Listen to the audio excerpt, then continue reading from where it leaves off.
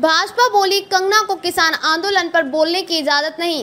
कांग्रेस ने कहा कहीं ये जुमला तो नहीं। एक्ट्रेस ने कहा था प्रोटेस्ट के दौरान रेप मर्डर हुए। भाजपा ने एक्ट्रेस सांसद कंगना रनौत के उस बयान से खुद को अलग कर लिया है जिसमें उन्होंने किसान आंदोलन के दौरान रेप मर्डर होने की बात कही थी।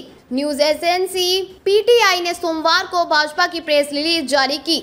इसमें लिखा है पार्टी कंगना के बयान से असहमत है। प्रियंका चतुर्वेदी का सवाल, रिलीज भाजपा के लेटर हेड पर क्यों नहीं। कंगना को लेकर सामने आए भाजपा की इस रिलीज पर शिवसेना उद्धव गुट की सांसद प्रियंका चतुर्वेदी ने सवाल उठाए हैं। उन्होंने सोशल मीडिया पोस्ट में लिखा कि ना तो यह भाजपा के लेटर हेड पर है, ना इस पर किसी के दस्तखत हैं। यह रिलीज भाजपा के सोशल मीडिया हैंडल्स पर नहीं है। कंगना ने कहा था सरकार मजबूत ना होती तो पंजाब बांग्लादेश बन जाता। कंगना ने कहा था कि पंजाब में किसान आंदोलन के नाम पर उपद्रवी हिंसा फैला रहे थे। कांग्रेस के स्पोक्स पर्सन अतुल लोढ़े ने कहा कंगना ने किसानों को रेपिस्ट कहा है। क्या प्रधानमंत्री मोदी उन पर एक्शन लेंगे या फिर उन्हें भी साध्वी प्रज्ञा की तरह बचा लिया जाएगा। कंगना रनौत का पूरा इंटरव्यू पढ़िए। सवाल, जैसे हालात बांग्लादेश में आज हैं, क्या हमारे देश में भी ऐसे हालात बन सकते हैं। जवाब, आज हमारा शीर्ष नेतृत्व कमजोर होता तो बांग्लादेश जैसी स्थिति भारत में भी हो सकती थी। यहाँ किसान आंदोलन के दौरान क्या हुआ वो सबने देखा। कैसे प्रोटेस्ट के नाम पर वायलेंस फैलाया गया। वहाँ रेप हो रहे थे, मारकर लाशों को लटकाया जा रहा था।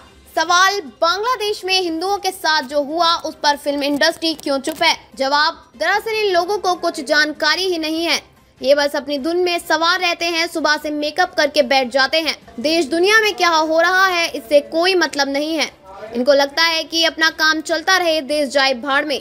सवाल, कोलकाता में लेडी डॉक्टर के साथ रेप हुआ, संसद में महिलाओं के लिए आवाज उठाएंगी।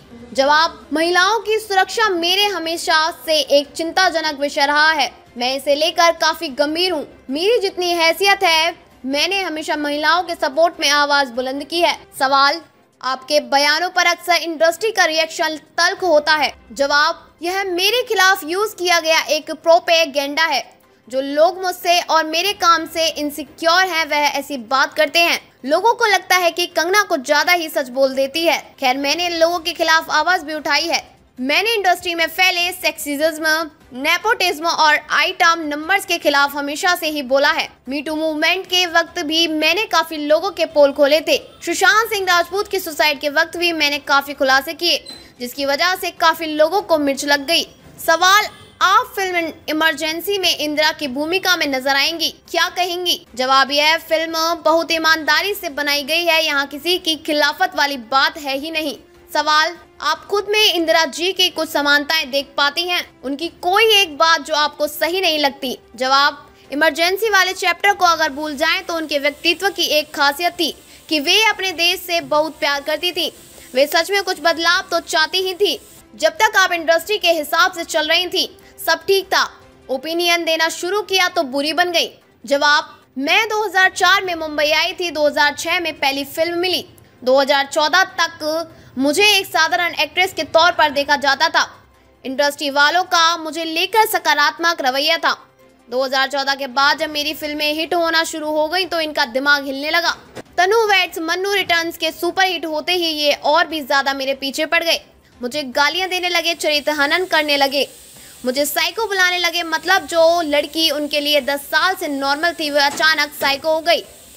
करण जौहर, केतक मेहता और अपूर्व असरानी जैसे फिल्म मेकर्स हर रोज मेरे खिलाफ बयान देते थे। यहाँ तक कि जिसने मेरा सालों पहले ब्रेकअप हो गया था वो भी मुझे नोटिस भेजने लगे। मुझे कहने लगे कि मैं उन्हें स्टॉक करती हूँ, उन्हें अपनी महावारी का खून पिलाती हूँ। मुझ पर ऐसे ऐसे इल्जाम लगाए थे जो आप सपने में भी नहीं सोच सकते। सवाल, आप हर वक्त बेखौफ होकर बोलती हैं, क्या आपके अपने लोग समझाते नहीं कि क्यों खुद का नुकसान कर रही हो। जवाब, देखिए मेरे परिजन बहुत साधारण जीवन जीते हैं, उन्हें किसी तरह का मोह नहीं है।